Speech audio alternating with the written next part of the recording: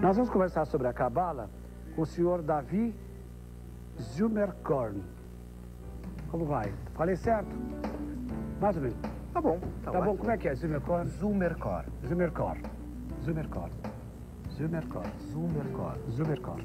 Tá bom. Por favor. Dá licença. Pois não. Bem, o que é decididamente a Cabala? Antes de mais nada, eu gostaria de dizer que para mim é uma honra estar diante de um dos mais inteligentes e mais famosos apresentadores da TV brasileira. Que bom, obrigado. Você sabe que a colônia sempre foi a tua raça, né? Os israelitas, eles sempre foram muito gentis comigo. Eu até falei nisso hoje, sabe por quê? Porque o israelita, antes de mais nada, uma coisa que não se fala nunca, ele é um grande apreciador de artes. Seja qual arte, e isso é uma coisa de muitos séculos, isso é a história do povo judeu, né? E eu tenho muito respeito dos meus grandes amigos, meus grandes mecenas no começo da vida, porque agora é fácil. Mas quando eu comecei, quem acreditou em mim foi a colônia judia. Muito obrigado. Bom, com relação à sua pergunta a respeito de Cabala, na verdade, o termo correto é Cabalá. Cabalá. Com acento na última sílaba. Cabalá. Cabalá significa recebimento. Recebimento do quê? Quando Moisés recebeu no Monte Sinai a Bíblia, os 10 mandamentos, toda a Torá, ou seja, o Pentateuco, ele não só recebeu a parte escrita, como por exemplo, Bereshit, Bara, Elohim, Et Hashamayim, Vet Haaretz, em hebraico, que em português significa no princípio criou Deus os céus e a terra. Ele recebeu 4 níveis diferentes de explicações a esse respeito. Temos o primeiro nível, que é o Pshat, que é o nível literal, como nós falamos há pouco. Temos o segundo nível, que é Remes, que envolve a numerologia judaica e hermenêutica. O terceiro nível é Drush, ou Drash, através de contos e parábolas se tira uma moral a respeito do assunto. E o último nível é Sod, que significa segredos, onde se inclui a Kabbalah e a Hassidut. Na verdade, a Bíblia é uma espécie de Cabala?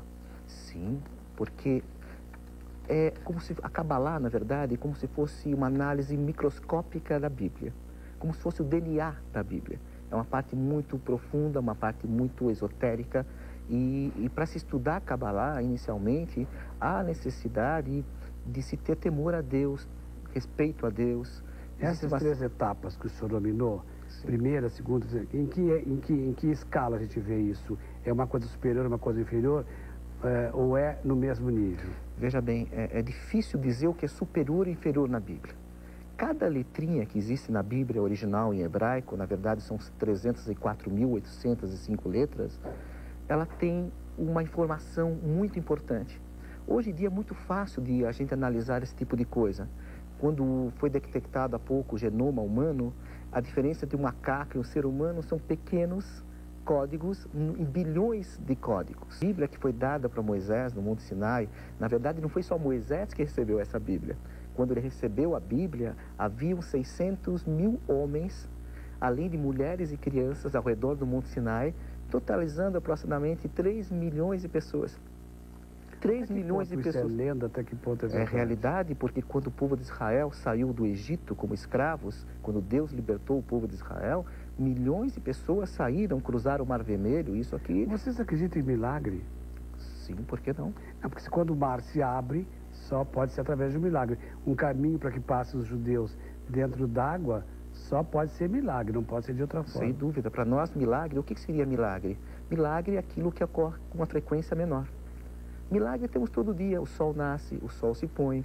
A vida é um milagre, só que às vezes a gente não dá valor para essas coisas, porque é uma coisa cotidiana. Na Cabala tem, dentro desses mistérios, tem o porquê dessa divisão chamada Torre de Babel, em que o povo se dividiu em raças e cores e tudo. Tem isso também? Sim, porque o que seria, posso explicar o que seria Cabala de uma forma mais, eu não sei quanto tempo nós temos, mas eu vou tentar ser bastante sucinto. Muito bem, apesar que o assunto é muito complexo. Eu sei, mas o povo também não vai entender uma Cabala do dia para a noite, né? Sem dúvida. Eu gostaria de dizer também que muitas pessoas utilizam o termo Cabala ou Cabalá de uma forma muito vulgar, como se fosse arroz e feijão.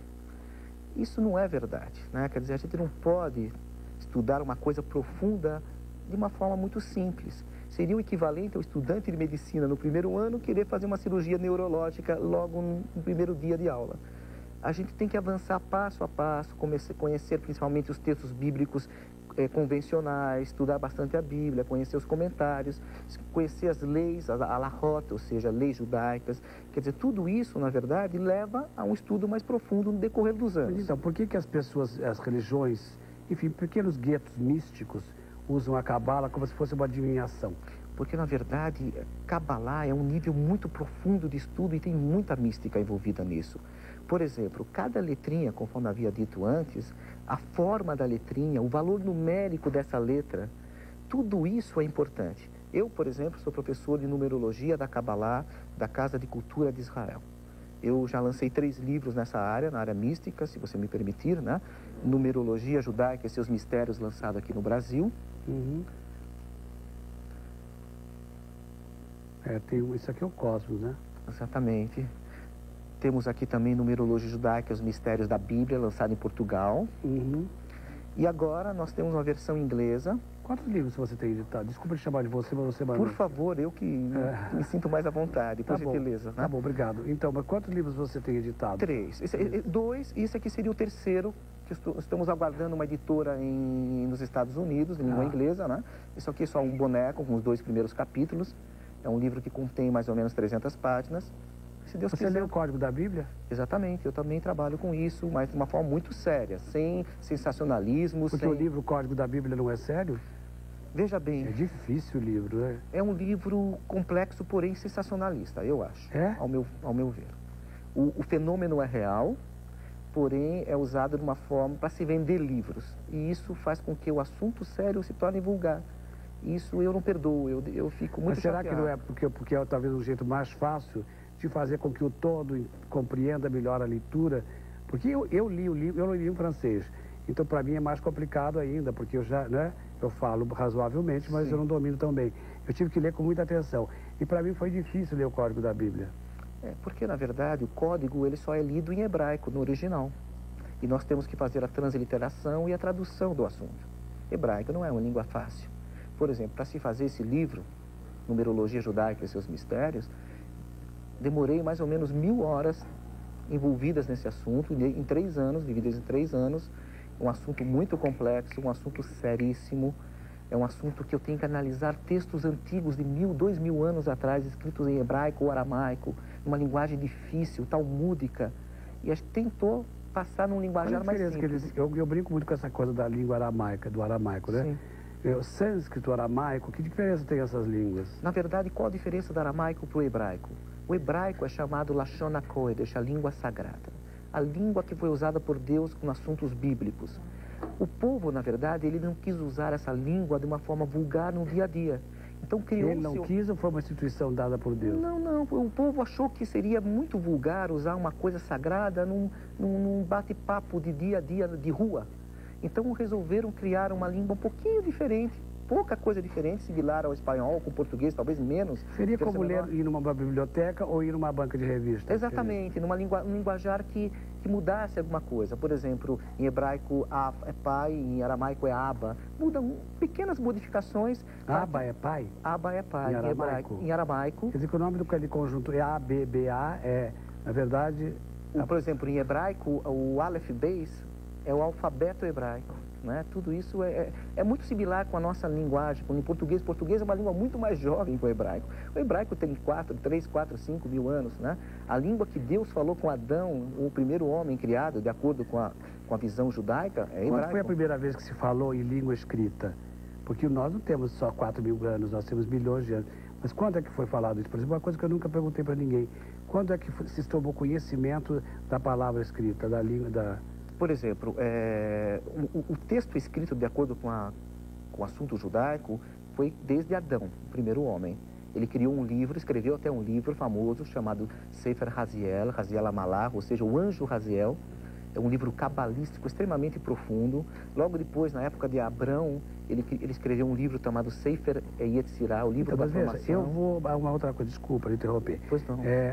Adão foi o primeiro homem. Ele escreveu para quem? Para ele, para Eva mesmo? Não, porque é o seguinte, na época que ele estava no Gan Eden, no paraíso, entre aspas, ele tinha a capacidade de memorizar todas as informações que Deus passou para ele. Aliás, foi Adão que deu nome às coisas. Na língua hebraica, os elementos têm o seu porquê. Seria como se fosse uma análise química. Água, em hebraico, é maim, são duas letras iguais e uma diferente. Da mesma fórmula, a molécula de água é composta por 2 átomos de hidrogênio e 1 de oxigênio. Tem uma similaridade. Mas ele não, Deus não ensinou isso para Adão. Sim, ensinou. A fórmula, aqui, como é que se diz? Oh, meu Deus, a química não é... Como é que é a água?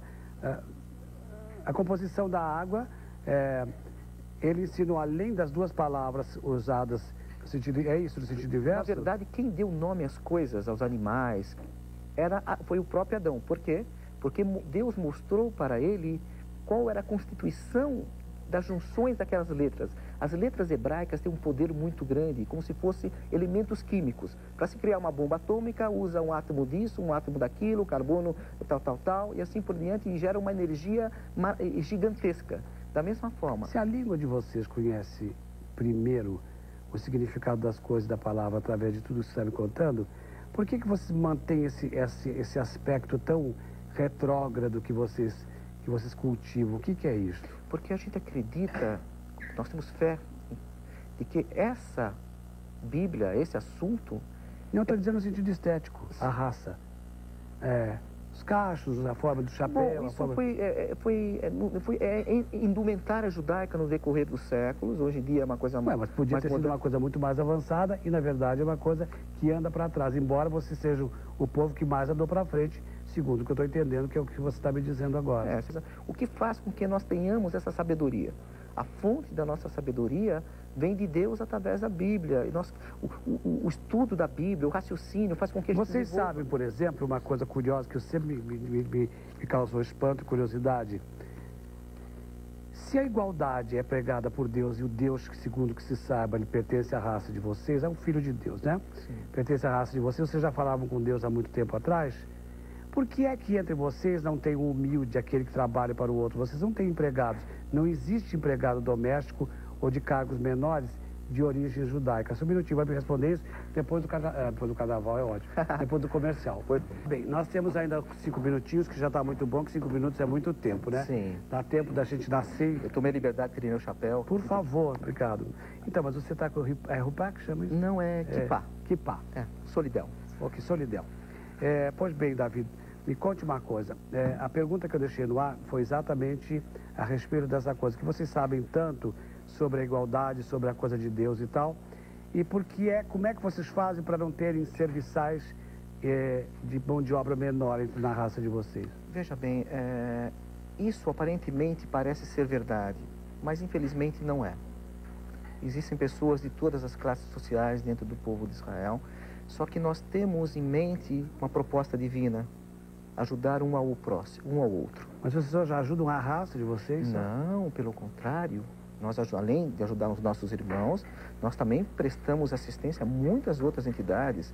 Existe o Hospital Albert Einstein, que presta serviços maravilhosos. Eu não estou falando de caridade, eu estou falando de uma escala social. Caridade todo mundo faz e eu conheço melhor os meus amigos que me salvaram, inclusive uma judia divina chamada Sofia Furmanovich, que é de uma família da Argentina, que foi uma querida amiga e talvez a primeira cliente que me valorizou como estilista. Eu era um menino. E essa senhora morreu num acidente de avião na Suíça. Os 2 filhos se salvaram. Ela estava levando os filhos para a Suíça para estudar. Sim. E ela faleceu no acidente. É uma mulher divina, mas é uma primeira pessoa que me tratou com a dignidade. E não é porque ela era argentina, nada. É porque ela era judia. Então é isso que eu estou dizendo. Não é no sentido de caridade que eu estou dizendo. Eu estou sentindo assim, não tem empregado doméstico, gente que lava escada na raça judia. No Brasil não tem. Pode ser que você tenha razão, mas eu não sei o motivo. Mas que nós ajudamos os próximos, não importa se é da comunidade judaica ou não, faz parte do ser judeu, né? Isso faz parte da nossa cultura. Esses segredos todos que vocês cultivam, porque eu sinto que vocês são cheios de mistérios. Tudo isso vocês têm, esta mágica através da cabala, o religioso tem a mesma sabedoria do que aquele que não é religioso. Isso também percebo isso. Os ortodoxos não são mais privilegiados do que os menos ortodoxos. Isso é uma coisa da raça judaica. Isso tudo está na Cabala? Se aprende através desses livros? Como é que é isso? Sim, na verdade, deixa eu explicar melhor. A questão é a seguinte, a Kabbalah, na verdade, é só uma forma da gente entender melhor o pensamento divino. Verificar, ver realmente que existe um ser lá em cima que cuida da gente, que tudo que existe na Terra, não existe um pedacinho de grama que se mexa nesse mundo se não for por vontade de Deus. Então isso faz com que nós sejamos pessoas melhores, que temos o interesse de ter uma humanidade melhor. Você é religioso? Eu sou religioso. Mas você não ministra, você não é um rabino, nada. Não, eu sou um judeu praticante. Mas então, você veja, mas você fala num tom como uma pessoa que é espírita, como uma pessoa que é religiosa de verdade, seja ela em qual área for. Você fala com esse tom de voz de quem usa a palavra não para ofender o ouvido do outro, e sim para acrescentar. Porque a palavra não pertence a você, pertence ao ouvido de quem escuta. Sem dúvida alguma, né? Eu vou te fazer uma pergunta, se você me permitir. Defina para mim o que é contar. Contar? É. 1 mais 1 é sempre mais que 2. Exatamente. Contar pode ser narrar uma história também, não pode? Pode. Ao mesmo tempo que pode ser ligado com números. Então, dentro da Kabbalah, só para você ter uma ideia, números e letras têm uma associação muito profunda, assim como em português. Contar pode ser números e contar pode ser com letras. Contar uma história. Se você me permitir, em 1 minuto, eu posso te mostrar rapidinho, nesse quadro. Nós temos alguns segundinhos ainda, dá tempo. Antes de mais nada, nós temos aqui as letras hebraicas e seus respectivos valores numéricos. Mas eu vou dar um exemplo. Que letras são essas? Essas são as letras do alfabeto hebraico. Todo alfabeto? É, todo alfabeto. É o mesmo que o nosso? Não. Nós temos o Aleph, o Beit, o Gimel, 22 letras principais e 5 letras que são utilizadas no final das palavras, mas que são similares às letras principais. Mas que não é plural nem singular? Não, não é plural nem singular. Mas são 22 letras básicas dentro do assunto judaico. Eu estou dizendo as letras acrescentadas, elas não fazem, elas não estabelecem nem plural nem singular. Não. Veja bem, eu vou dar um exemplo para vocês. Como eu falei antes, a água é composta por 2 átomos de hidrogênio e 1 de oxigênio. Na língua hebraica existe uma letra chamada Mem, e outra Yud e outra Mem, formando a palavra Maim, água. Quer dizer, aquilo que você disse no começo, que a fórmula é a mesma que a palavra. Exatamente. Eu vou dar um exemplo melhor ainda para você entender, se você me permitir, rapidinho. Claro, tá? por favor. Olha só, pai em hebraico, vou escrever em hebraico e vou transliterar, tá? Não, isso aqui em aramaico. Em aramaico. Vou escrever aqui, ó. Isso é a letra A e essa aqui é a letra V, tá? Se lê da direita para a esquerda, porque o hebraico é diferente. Isso vale 1, isso vale 2. O nome pai tem um valor numérico 3. O nome mãe se fala Em. Vou escrever aqui, Em. Que tem o valor numérico, vou usar uma cor diferente para diferenciar. Deve ser maior que o homem, né? Perdão? Ah, é maior. 40, sim. O valor mãe é 41 e o valor pai é 3. Quando eu junto pai com mãe, eu junto 3 mais 41. Eu tenho o valor numérico 44, que é o valor numérico da palavra dam, que é sangue. Dam é sangue, que vale 44. Sangue. Ou seja, quando um pai se junta com a mãe, um novo sangue evidente está sendo criado. Mas não basta Mas apenas... isso é religioso, por exemplo. Quando você fala da junção de homem e mulher, espermatozoides e mais óvulos, você fala isso de uma maneira como se o contrário fosse o castigo. Isso tem envolvimento sentimental ou é unicamente um envolvimento matemático e exato? Veja bem, a Bíblia, ao mesmo tempo que ela tem a conotação exata, matemática, ela também tem um aspecto espiritual mais profundo. Então, mas os judeus aceitam qualquer tipo de relação humana ou é isso só? O número 44 vale só para a formação de um terceiro ser vindo de 2. Mas ainda não se formou o terceiro ser. Sim, mas se formou o sangue. Eu vou acrescentar uma coisa... Mas o sangue é exatamente a formação do... Não, calma um minuto. Eu vou explicar mais uma coisinha agora. Mas se eu não atrapalhar um pouco, as pessoas também não entendem em casa. Tá ok. Então, só o sangue não basta. Porque muita gente aborta sem nascer uma criança só com sangue. Precisa de mais um terceiro sócio. Outros religiosos não aceitam o sangue como doação também. No nosso caso, não existe isso. O sangue é sempre dado. Mas existe Deus. Está escrito que Hashem Echad Shmo Echad. Deus é um e seu nome é um. Quando a gente acrescenta o Deus, que é a letra que representa 1, que é a letra Aleph nisso aqui, eu formo a palavra, vou pegar um outro pincel, desculpem. Eu formo a palavra Adam, que significa um ser. Quando eu tenho Deus junto com sangue, quando uma família se une e tem Deus como seu princípio, forma um novo ser, um ser novo, um Adam. Por isso que o nome Adão significa ser em hebraico, Adam. Mas veja bem, no caso, então, um filho de um casal sempre é um Deus novo. Não, o filho de um casal, ele foi gerado, mas ele existiu graças à mão de Deus. A participação de Deus naquilo.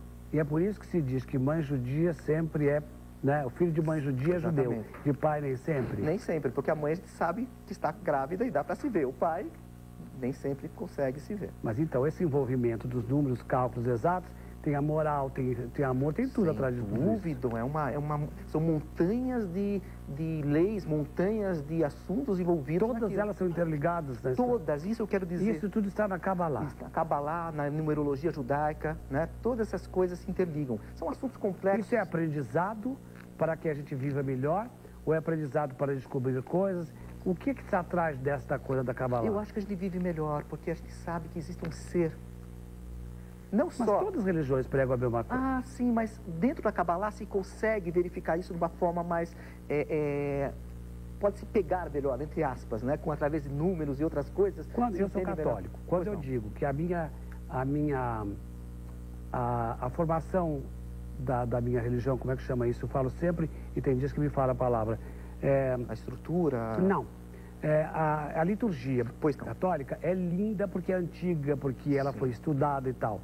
E hoje em dia nós temos um sem número de religiões novas que não sabem absolutamente nada a não ser ter. E prego o dízimo, não estou falando mal de ninguém, estou dizendo o que é. Sim. Então não amealho nada, não tem histórico, porque bloco não significa uma pedra de 1000 anos, né? Sem bloco dúvida, é bloco, né?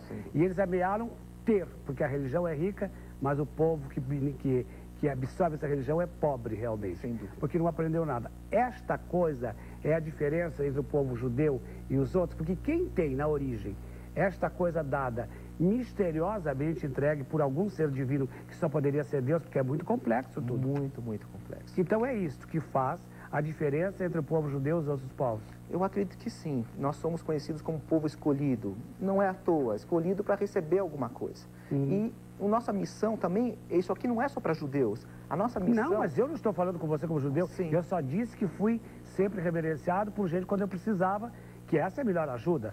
Acreditar naquilo que você trabalha. Não é dar dinheiro para uma pessoa que faz a pessoa progredir. Hoje é uma obrigação da gente, nós judeus, repartir todo esse conhecimento com a humanidade. Isso não é só nosso, é da humanidade. Olha, eu poderia fazer uma pergunta para você a respeito desse ódio que o mundo tem com relação à raça judaica, em função de N coisas. Posso me sentar? Por gentileza, por favor. E que no fundo acaba em guerra, que é uma coisa que todos os povos fazem, todo mundo faz. E isso sempre em nome de Deus, como se cada um de nós tivesse o direito mais que o outro. Aí vem os pretos, os brancos, os religiosos, os não religiosos e tudo. Agora, o que é que estabelece uma diferença na criação de uma criança judia, ou judaica, ou israelita, não sei como se diz, né? E uma criança comum que não é dessa mesma raça. Aonde está a diferença de qualidade de criação? Porque o nosso grande problema aqui é criação. O povo brasileiro é mal criado. Mas só vai me responder isso logo depois do break comercial. Ok, você me desculpe a pauta estender um pouquinho, porque é uma pauta inteligente, porque é uma pauta simpática, porque vocês estão gostando, que vocês estão querendo aprender, como eu. Eu não sei nada, eu só sei perguntar. Que isso é o papel do aluno. O aluno que quer aprender é aquele que pergunta. Agora, o povo que quer aprender é aquele que presta atenção. Voltamos a seguir.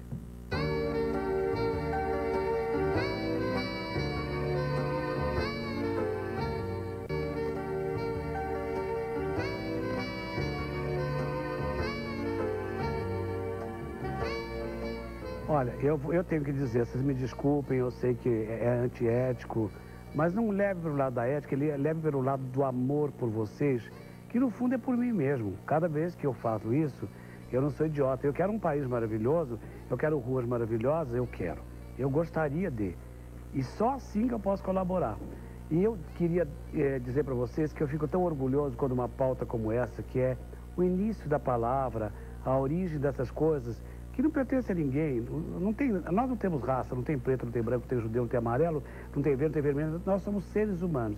Mas o mundo está dividido assim, não pode fazer nada. E quando vocês dão audiência, essa audiência fabulosa que vocês deram antes do break comercial, fabulosa por se tratar de um programa simples, de uma emissora simples, E é uma coisa complicada, não é tão fácil assim. Esse interesse que vocês têm pelo aprendizado me faz acreditar cada vez mais que vocês mereciam políticos melhores. Esses malditos que mandam vocês não permitem que vocês sejam um povo melhor, porque eles não querem. Eles querem um povo burro, sem dentes, sem saúde, sem nada. Porque eles pensam que o povo é uma manada e não um povo da gente, como os israelitas pensam a respeito desta coisa de Deus e Moisés e tudo. Bom seria se eles ouvissem agora, lá, o que vocês querem verdadeiramente aprender. O que vocês têm interesse pelas coisas boas. Olha, parabéns. Parabéns para vocês, porque eu faço o que eu posso por vocês. Mas agora fico feliz quando vejo isso reconhecido. E obrigado por ter vindo, viu? Porque essas pautas culturais, sem nenhuma pretensão, são muito interessantes. Eu que agradeço. Eu gostaria muito que o senhor voltasse, porque não pela audiência, a audiência é ótima, claro. Mas eu não acredito na audiência, porque eu sei que eu sou bom de taco mesmo, graças a Deus. E eu sou uma pessoa inteligente, mas porque eu me interesso. Eu não estudei isso aqui, ninguém me deu essa pauta antes. Eu não sou especialista nesse assunto, no entanto, eu faço a pauta sem nenhuma preocupação. Por quê? Porque existe um jogo de verdade com eles. Eu me jogo aqui e eu pergunto o que eu gostaria de perguntar, porque eu sou uma pessoa como eles. Eu não sou sábio em nada, quem me dera eu fosse. Pois bem, eu deixei aquela coisa falada no final, antes do break comercial. Eu queria que o senhor falasse sobre aquilo para encerrar e que o senhor voltasse um outro dia para a gente poder falar mais sobre isso. Pois não, de uma forma bastante resumida, é o seguinte. A nossa força está na nossa educação. Quando Deus quis dar a Bíblia para o povo de Israel, Ele pediu uma garantia. E a única garantia que Ele aceitou foi os nossos filhos. Transmitir essas informações para os nossos filhos. Não é a garantia de ouro, não é a garantia das pessoas que lá estavam, mas a garantia dos nossos filhos. E quem não tem filhos porque por opções sexuais são pessoas marginalizadas por este Deus? De forma alguma. Não. Cada um tem a sua função no mundo. Como eu disse antes, o senhor tem a sua função, eu tenho a minha, como se fôssemos um corpo humano. Um é cabeça, outro é orelha, outro é pé. Não existe cabeça sem pé. Essa é a imagem de Deus que eu conheço. Lógico, um é coração, outro é mente, na verdade. A gente pode evoluir, inclusive, em que órgão a gente quer pertencer a esse Deus, né? Quer dizer, isso é difícil a gente dizer exatamente qual parte nos pertence, tem né? que ser assim, porque veja bem, não tem explicação o senhor amar os seus filhos e de repente eles morrem, ou o senhor morre, ou acaba tudo. E para todos nós é da mesma maneira. Se não houvesse mesmo uma evolução, para que existiria Deus e sentimentos? Lógico, temos que evoluir espiritualmente, voltamos a esse mundo para nos elevar. Não se pode contar nada, porque senão as pessoas vendem a ideia de Deus, né? Já vendem a ideia de Deus. Imagina o que venderiam depois. Para nada, porque isso não é para chegar a nada, é alguma coisa que nós nunca entenderemos. Sem dúvida. Muito obrigado, Davi, por ter vindo aqui. Eu agradeço. E eu queria que você desse o seu curso e a possibilidade de estar com você e aonde as pessoas podem falar com você. Pois em São Paulo. E é aberto a qualquer raça, qualquer pessoa. Não se precisa preocupar, não precisa saber hebraico. É gratuito? Não, é cobrado. É um curso que demanda um livro. Dinheiro é revertido para o seu salário? Sim, eu tenho um salário sobre isso, mas grande parte é para estimular novos cursos e contratar novos professores. Mas não importa para quê. Olha, um homem que estudou tudo que eu tenho aqui na ficha, que é um professor de cálculo, diferencial integral, que é engenheiro mecânico, que tem toda essa coisa religiosa no subtexto, dessa coisa religiosa, não no sentido da religião judaica, mas da religiosidade da gente com a gente mesmo. Senhor, por gentileza, o senhor não precisa explicar. O senhor estudou para isso, o senhor merece. Muito obrigado, foi muito gentil. Muito obrigado, viu? Vai com Deus. Obrigado, querido. Muito obrigado, viu?